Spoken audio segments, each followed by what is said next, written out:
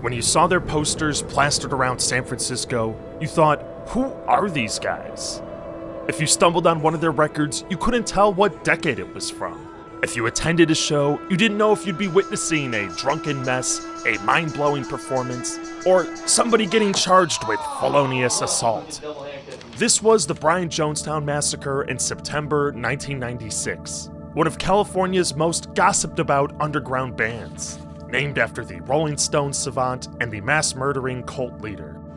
With an uncanny ability to distill underground rock decade by decade, from the Velvet Underground to My Bloody Valentine, the Brian Jonestown Massacre were destined for greatness. And on this particular day, performing in LA to an audience of label reps and industry magnates, it was on the verge of happening.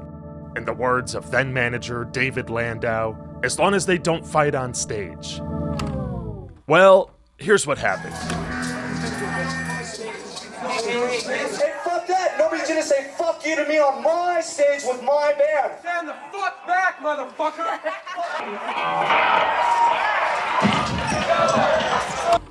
If you only know the Brian Jonestown Massacre from one thing, it's this clip, or the documentary it came from. Indeed, their infamous blow-ups have drawn the attention of many. I wonder what thrills you.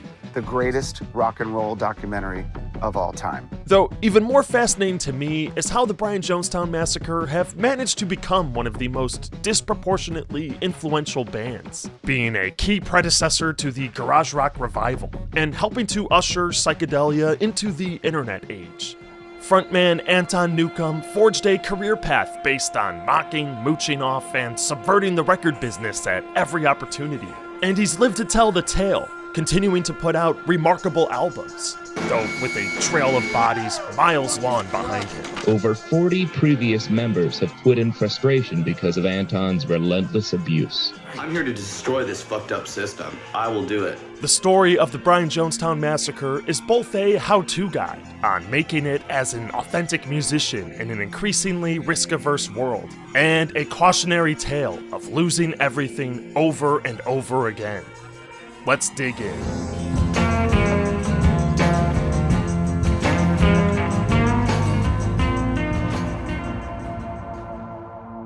To tell this story, I'm going to refer a lot to three different sources. Band member Joel Guillon's autobiography, the documentary Dig by Andy Timoner, and Jesse Valencia's history of the band, who, by the way, will also be dropping in to comment. If you're listing off bands, you say BJM. But if you're saying like... Yeah, when things go wrong... It's the Jones. It's the Jonestown, right? Frontman Anton Newcomb was born in Newport Beach, outside Los Angeles, and like many of his future bandmates, had a difficult childhood. See, that was my fault being an alcoholic. I left the family. I had shown symptoms of schizophrenia. He was raised by a single mom and had frequent run-ins with police, but he found refuge in the world of underground rock. When he left home for San Francisco at age 17 and later formed the band, originally called Electric Kool-Aid, Anton quickly demonstrated a knack for layering sounds to create immersive, textured music.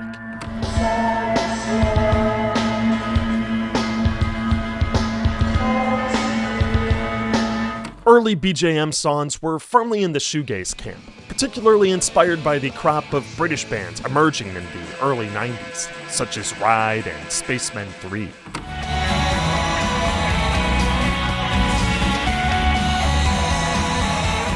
However, others flirted with a 60s mod or garage rock sound that would soon become a specialty. Their track, That Girl Suicide, off their first album, Methadrone, is really a flawless showcase of this decade-mashing blend. I can't explain all the things that I'm seeing. According to guitarist Jeff Davies, who joined shortly after the band's inception, it was he who introduced more country, blues, and Americana to counterbalance Anton's, quote, sad English shoegazer thing. Bassist and guitarist Matt Hollywood also likely played a role, as he penned some of the band's catchiest blues-inspired tracks, like Oh Lord. But now I've seen the lies, I'm gonna show it to you. And No Come Down. I'm waiting for the countdown. And this is not to mention the strange but essential addition of Joel Guion, tambourinist. After picking up maracas on a whim at a basement gig, Joel so owned the stage, he not only became a bona fide member, but basically band spokesman. Joel, the tambourine player, would grace album covers and attend industry functions. So he sent Joel to New York in his place. Going up top floor, pantyhose, illegal drugs, and cigarettes. Oh, you're supposed to push stop! Suddenly, this shoegaze band looked a lot more like Summer of Love hippies who had wandered through a wormhole at Haight-Ashbury and emerged in the .com era. And they didn't just wear it on their clothes. For better or worse, the BJM were earnestly living the destitute, psychotropic, couch-surfing, food-mooching lifestyle. No steady jobs or apartments, just moving from party house to party house. During one stretch, the whole band was sharing a single king-sized mattress and a decrepit practice space in Portland. Granted, the band had thinned out at that point, consisting only of Joel, Anton, and Anton's fiancée, Sophie, but nonetheless, that dedication. The band's other standout quality was an almost maniacal level of drive and persistence, in no small part thanks to Anton. In order to get recording time at a well-known San Francisco studio, the band simply parked in front of the building until the owner let them in. On another occasion, the BJM had scored an opening slot for Oasis on their first American tour, and after the gig, they simply followed Oasis to the next tour stop. Anton fooled everyone into thinking they were supposed to open that show too. As legend goes, the Jonestown crew had supplied Oasis with a bag of speed, who, thinking it was the same as cocaine, proceeded to ingest a massive dose, stay up for the next 4 days straight, play a disastrous gig in Los Angeles, and then temporarily break up. Fucking horrible drug. I don't know who fucking got it, but it was there. There's a songwriter gone. Shit. I think it's really over, isn't it? There's one for the body count. For the Jonestown, 1996 was a particularly high watermark. They put out 3 full-length albums in that year alone. The folk-inspired Thank God for Mental Illness, the punchier Take It From the Man, featuring, among other gems, future Boardwalk Empire theme song Straight Up and Down.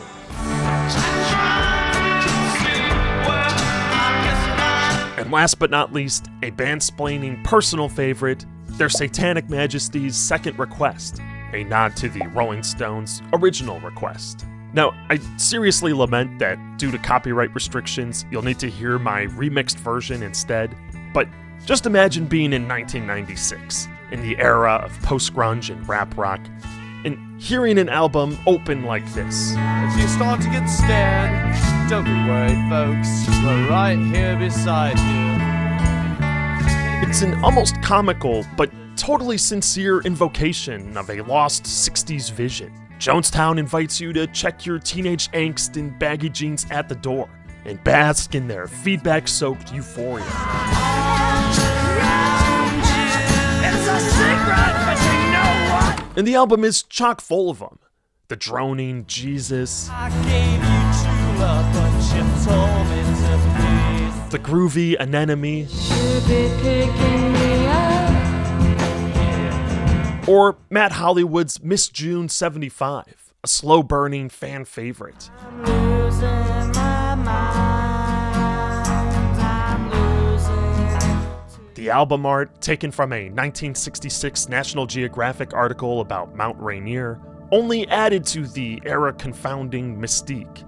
It was the first BJM record that future label rep Adam Shore stumbled on. I listened to that record probably about 100 times in a row. I didn't know if it was a new band or an old band. I didn't know anything about their reputation. And I was like, anyone who's making music this good deserves to have a record deal and deserves to be signed.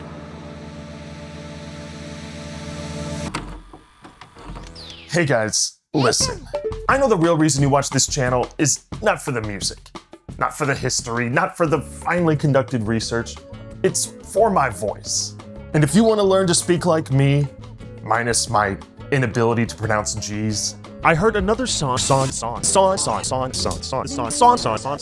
then you need to try the sponsor of today's video, Speak Up. Spico is a voice coaching app that helps you sound your best, whether for speeches, meetings, interviews, or YouTube channels. It actually analyzes your speaking voice to find out what's holding you back. Pacing, intonation, too many filler words, and so much more.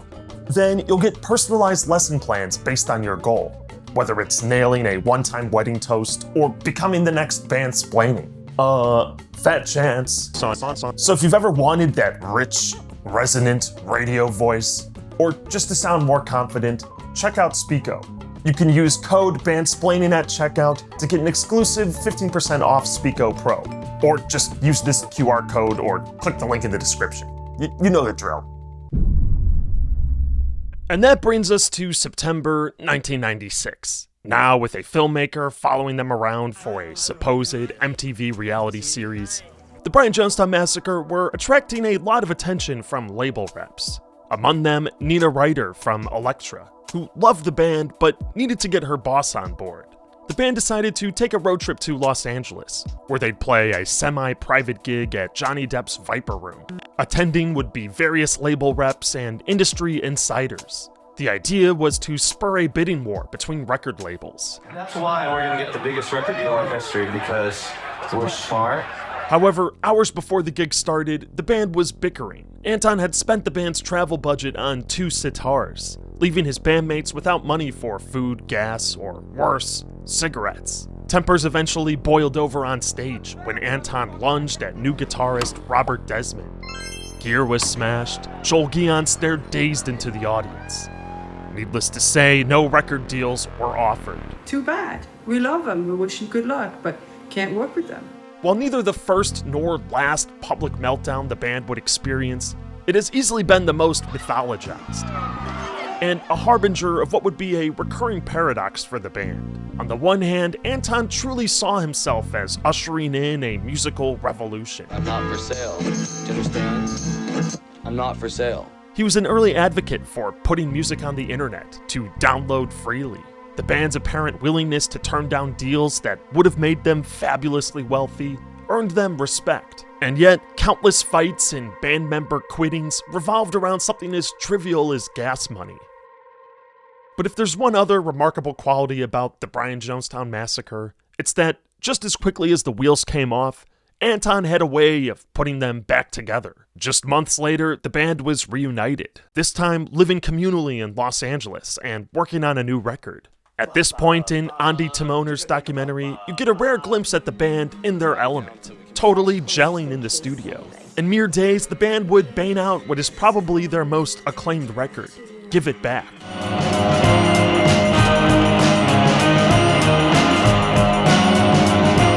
Tracks like Supersonic and Whoever You Are among the band's best realized visions of their 60s meets 90s underground rock.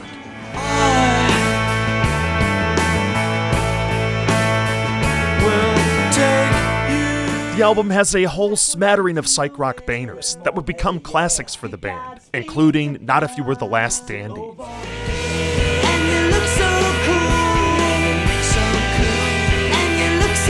It's the song that kicked off the kind of real but mostly fabricated feud with the Dandy Warhols. More on that later. It's a brief but important part of the documentary that shows the band in a mode besides fighting or wasted. A mode that gets comparatively little screen time because, well, it's not the most exciting TV. The day after wrapping the album, the band hit the road for their first nationwide tour, once again putting the band's maniacal persistence and drive on display. Under the Ohio Communist Party headquarters, we played for an audience of 10 for almost as many hours. As well as their tendency to melt down. Basically, the guys walked off in the middle of the night, drunk as hell. Here comes the sun. It's the next day. I'm sober, and I drank a lot more than they did. To quote friend of the band, Diane, if you were lucky enough to see them while they're on the perfect balance of drugs, you were in for a treat. But if that balance was off, well, you might witness Anton starting and stopping songs all night, yelling at drummer Brad. A young Peter Hayes, who had recently joined the group, would sometimes play with his guitar unplugged, just to avoid any potential corrections from Anton. Hayes lasted about a year before starting his own band, the Black Rebel Motorcycle Club.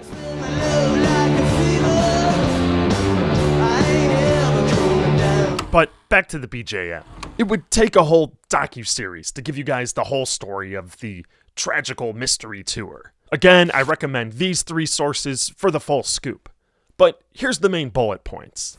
The band makes it to New York where they play 3 shows. After one gig where the band is heckled by an unruly audience member, Anton fires their manager Dave, and later pees on his jacket, despite the fact that Dave owned the tour van they were using. In return for money to buy a new, used van, Anton offers a Minneapolis record label the rights to release their new album.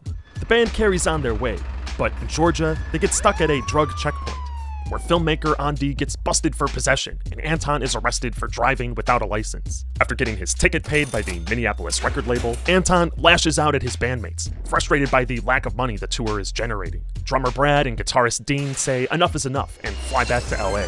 The band continues as a 4-piece, but the very next day, the van breaks down, leaving the group stranded behind a dumpster near a gas station in the blistering Georgia heat for 3 days.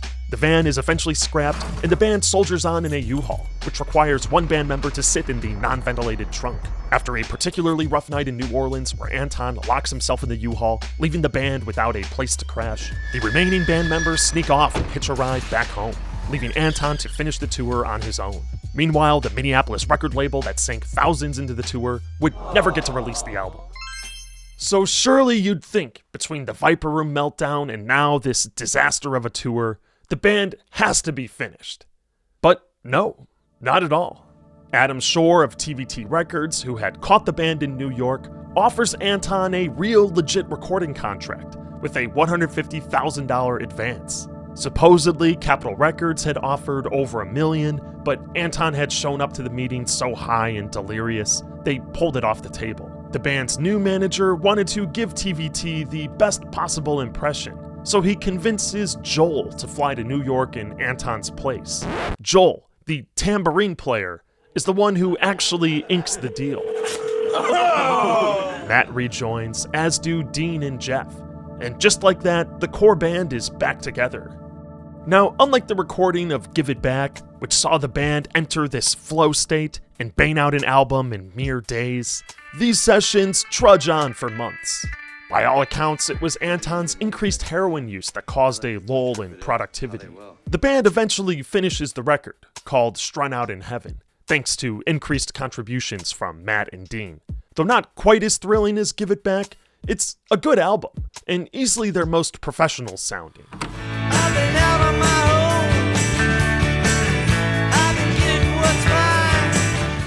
TVT Records was pulling out all the stops to promote it. The group appeared on a band therapy reality show, hosted by none other than Jim Gaffigan. If a band is a family unit, what would your role be? I'd be the maid. I'm just another brother amongst brothers, you know what I mean? Are you the mother? I mean, yeah. Band members had apparently snuck out during filming to get high, and VH1 felt it went so poorly, they canceled the show. I'll tell you something, you guys seem so different from at the beginning of the day.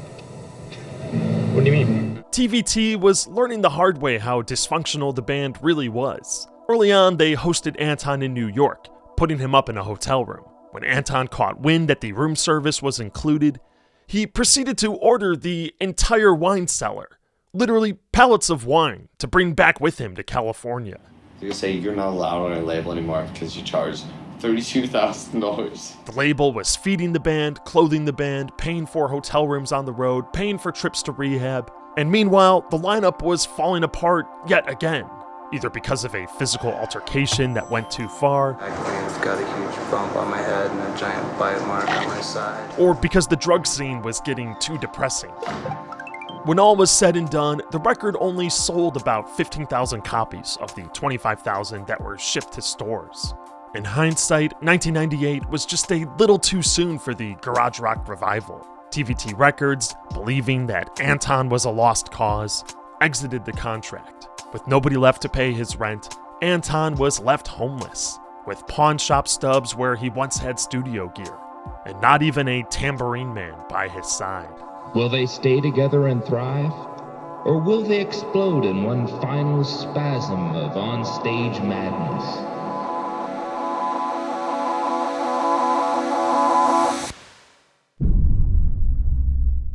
Anton may be as perfect a candidate as ever for the exercise of separating the art from the artist. But there's also no denying that Anton, as a character, is what's drawn so many people in. There are the trolls who, especially since the documentary's release, have gone to live shows just to see if they can make Anton snap. There are those fascinated by a rock and roll frontman, completely uninhibited by social conventions. And then there are the romantics who see a tortured genius.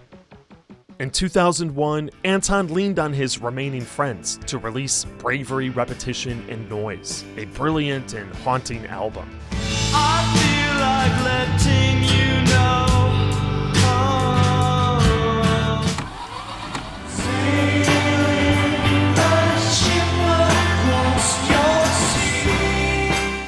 I have to admit that knowing the desperation and loss that Anton was experiencing is part of what's made this album so darkly alluring to me. Does that also make me a romantic? Perhaps.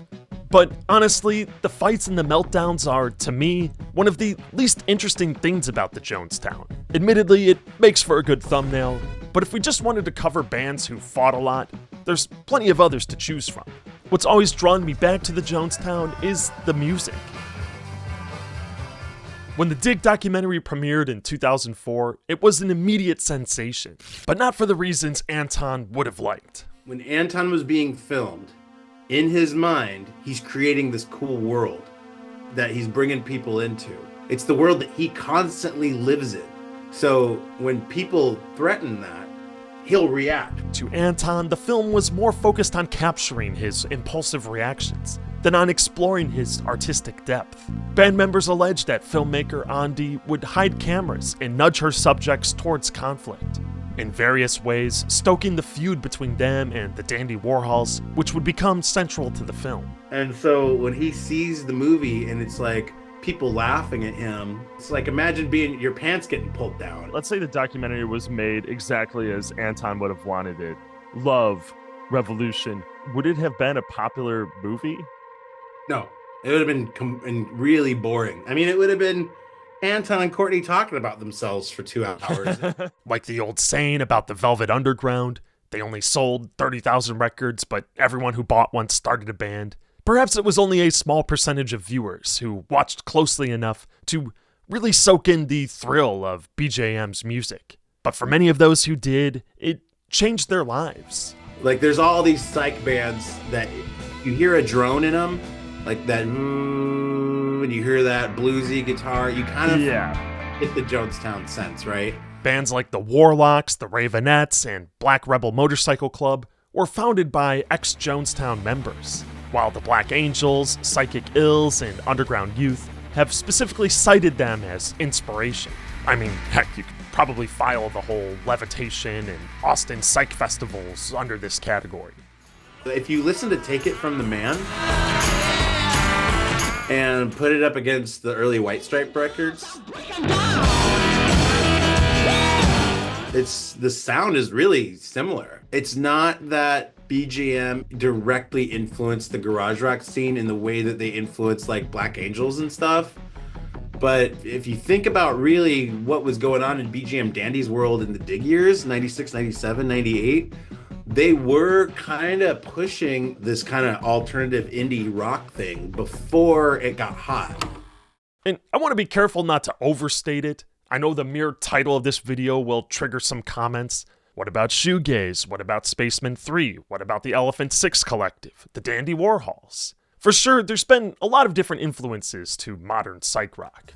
But I think an important connection can be drawn between the BJM and the explosion of nostalgia music that's been popular ever since, from Ariel Pink to Tame Impala. Because for the BJM, it wasn't merely a throwback pastiche. They were genuinely creating an alternate universe where the hippie ideals of communal living and sonic exploration had never faltered. And now today, well, every musician seems to be plotting out their own alternate universe to occupy. In the years since Dig was released, Anton, with a rotating cast of collaborators, has put out 11 full-length albums as the Brian Jonestown Massacre. And by and large, they're really good. On any given album, you can find a range of sonic experiments. Narcotic industrial bangers. And classic psych pop hits.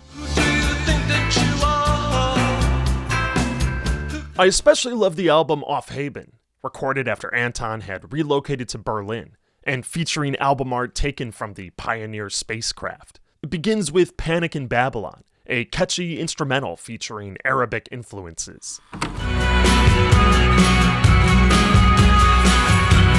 From there, the album proceeds from one undefinable psychedelic experience to the next, often in a new language each time.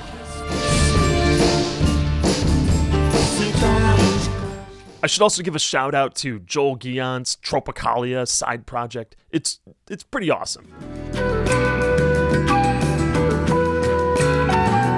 Watching Anton's recent interviews, he seems more like a kind, gentle music lover, like the record store owner who's eager to set you on course. I start to wonder, maybe Dig was unfair.